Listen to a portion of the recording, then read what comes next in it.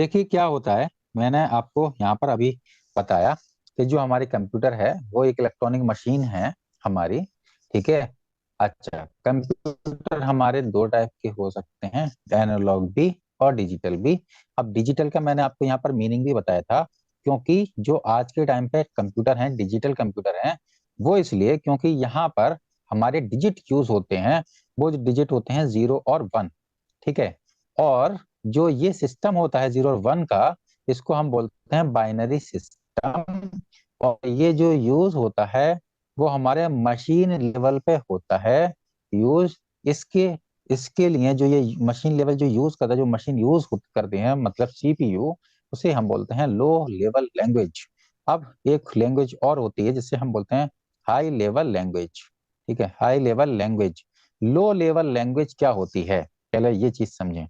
Low level language के अंदर जितने भी जो भी सिस्टम यूज करता है, वहां पर जो भी हमारे कोड होते हैं, मतलब कि इस सेट ऑफ इंस्ट्रक्शंस होते हैं, जो प्रोग्राम्स होते हैं, वो सारे हमारे बाइनरी सिस्टम में लिखे हुए होते हैं। मतलब क्या, मतलब 0 1 1 0 0 1 0 1, इस तरीके से इस फॉर्म में लिखे हुए होते हैं।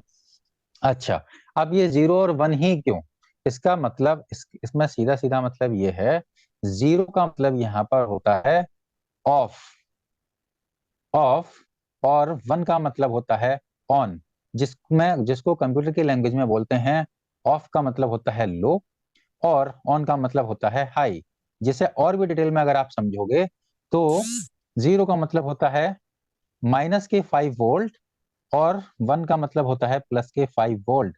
मतलब कि अगर आप +5 वोल्ट का करंट आप दे रहे हैं, क्योंकि भाई जो हमारा इलेक्ट्रॉनिक डिवाइस है उसके अंदर हम क्या यूज कर रहे हैं, हम उसमें करंट यूज कर रहे हैं, है ना। करंट मतलब कि वैद्युत धारा। तो जब ये जाती है तो +5 वोल्ट मतलब कि जा रही है, उस टाइम पर पावर की सप्लाई हो रही है। तो यहाँ पर हमारा जो नंबर बनेगा वो 1 बनेगा, ऑन होगा वो यहाँ पर। ठीक है।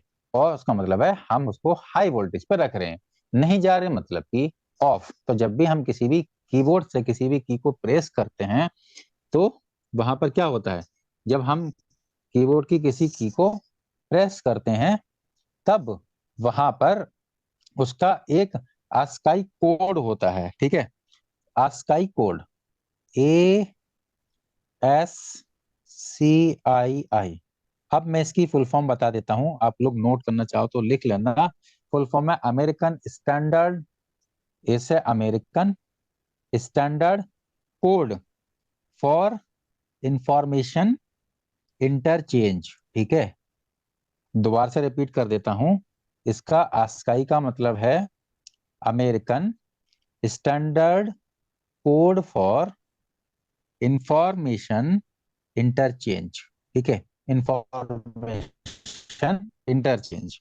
ये डेवलप की गई थी हमारे 1967, सॉरी 1967 में नहीं, 1967 में तो उसका सेकंड वर्जन आया था। 19 1963 में, 1963 में ये डेवलप की गई थी। ठीक है। तो यहाँ पर हर एक पार्टिकुलर एक जो हमारा कैरेक्टर होता है उसका एक कोड होता है।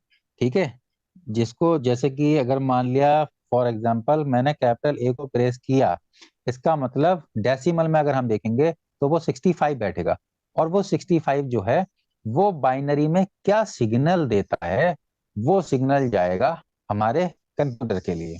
ठीक है, क्योंकि ह्यूमन जो है, जो हम लोग हैं, वो आम भाषा में इस चीज को जो है समझ नहीं सकते। और अगर हम समझ भी सकते हैं तो इसे डिकोड करने में काफी ज्यादा टाइम लगेगा। ये बहुत ज्यादा टाइम टेकिंग प्रोसेस है।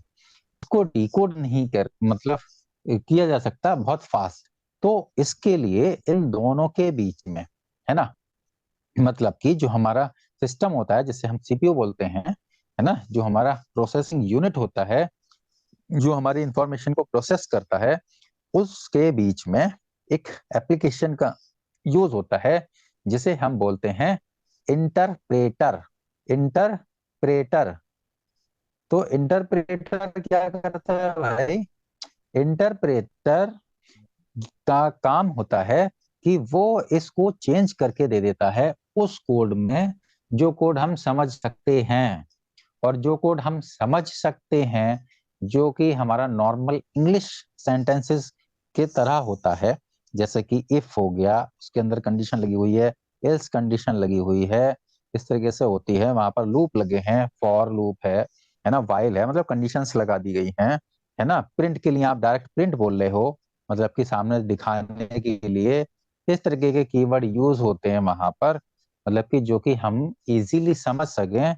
तो वो ये क्या करता है, वो इंटरप्रेटर को चेंज कर देता है इस वाली फॉर्म में, ठीक है। तो ये जो लैंग्वेज है जो कि ह्यूमन के लिए इजी है, अंडरस्टैंडेबल है, वो लैंग्वेज कहलाती है हाई लेवल लैंग्वेज, ठीक है। हाई लेवल लैंग्वेज, अब आपको समझ आ गया होगा लो लेवल लैंग्वेज क्या होती है और हाई लेवल लैंग्वेज क्या होती है।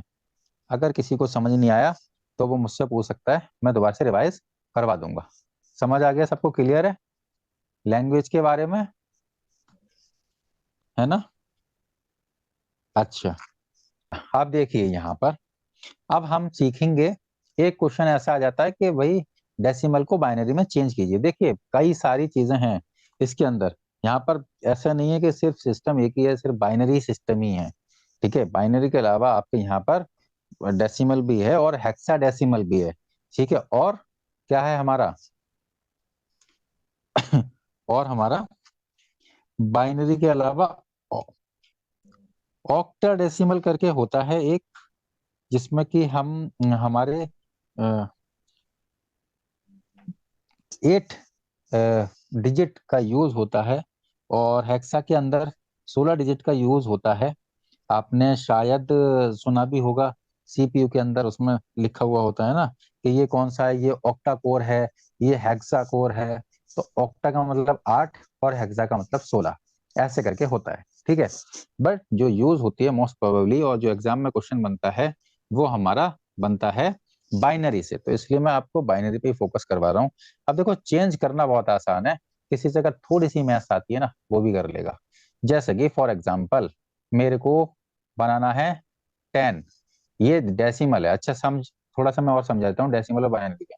डेसिमल तो आपको पता ही है ना, डेसिमल क्यों बोलते हैं इसको, डेसिमल सिस्टम जो हम लोग नॉर्मली यूज करते हैं डेसिमल सिस्टम, वो इसलिए बोला जाता है, डेसी का मतलब होता है 10 से, है ना, 10 से लिया गया, 10। 10 मतलब कि यहाँ पर जो हम यूज करते हैं ना डिजिट, वो 10 डिजिट यूज करते हैं। देखिए कैसे, एक तो 0 एंड 1 to 9, तो 1 to 9 जो हो जाएंगे वो हमारे 9 डिजिट तो ये हो गए, और एक 0 को इंक्लूड कर दिया तो ये 10 डिजिट। तो जितने भी नंबर बनेंगे इस डेसिमल सिस्टम के अंदर वो हमारे कितने बन जाएंगे, वो हमारे 10 इनसे मिलके बनेंगे, 10 डिजिट से मिलके बनेंगे।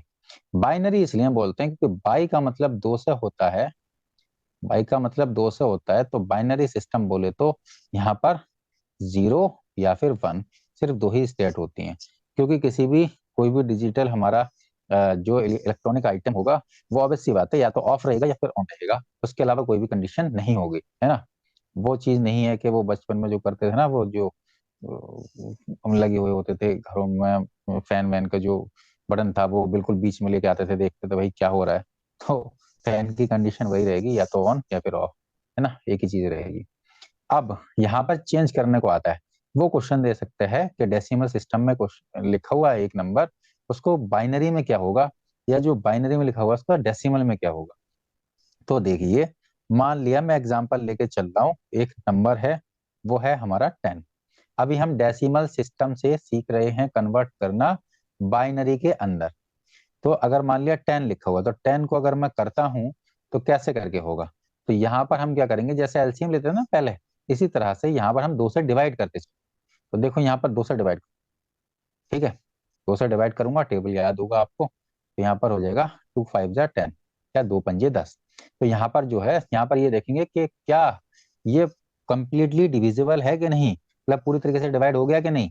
अगर डिवाइड हो गया है, मतलब रिमाइंडर कुछ नहीं बचा, मतलब शेषफल कुछ भी नहीं बचा, तो यहाँ लिख दो 0। और अगर शेषफल बचेगा, ऑब्वियस सी बात है एक ही शेषफल बचेगा, क्योंकि 2 से फिर अगर नंबर है मान लिया 11 है तो एक बचता, 12 है तो पूरा पूरा कट जाएगा। तो या तो शेषफल एक बचेगा, रिमाइंडर एक बचेगा, या फिर बचेगा ही नहीं। तो यहाँ पर इसके सामने लिखते चले जाओ, ठीक है। यहाँ पर 0 लिख लिया, फिर अगेन यहाँ पर करा और फिर 2 से इसे डिवाइड करा, तो मेरा हो गया 2 2 जा 4, मतलब 2 दूनी 4।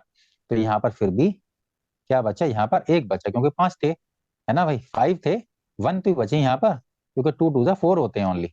ठीक है, अगेन यहाँ पर आए और अगेन यहाँ पर हमने किया और 2 से यहाँ पर फिर डिवाइड किया, 2 1 जा 2। ठीक है, जब तक कंप्लीटली डिवाइडेड नहीं हो जाए, कंप्लीटली डिविजिबल नहीं हो जाए, जब तक आप इससे करते रहेंगे, है ना। और यहाँ पर क्या बचा, यहाँ पर कुछ भी नहीं बचा, यहाँ पर हमारे रिमाइंडर बचा 0। अब यहाँ पर आ गया 1 आ गया यहाँ पर, है ना, पूरा कंप्लीटली अब तो डिविजिबल हो गया, अब 2 से थोड़ी कट पाएगा 1, है ना। तो अब यहाँ पर क्या करेंगे, इसको लो ऐसे उल्टे में ऐसे करके चल दो एरो लगा के, तो ये जो बन जाता है, जो नंबर आएगा, जो कि हुआ हमारा 1 0 1 0, ये जो नंबर आया निकल के, ये बाइनरी नंबर है और इसे लिखते हैं ऐसे करके, यहाँ 1 0 1 0 लिखा, ये में लगाइए आपको समझाने के लिए, लाइन में लिखना, है ना। और इसका बेस बना देते हैं 2 ऐसे करके, तो इसे हम लिख सकते हैं ऐसे, यहाँ पर है ये 10 और इसका बेस है 10, मतलब डेसिमल में था और डेसिमल से चेंज किया गया इसमें, ये बाइनरी में। ठीक है, चलिए बहुत बढ़िया।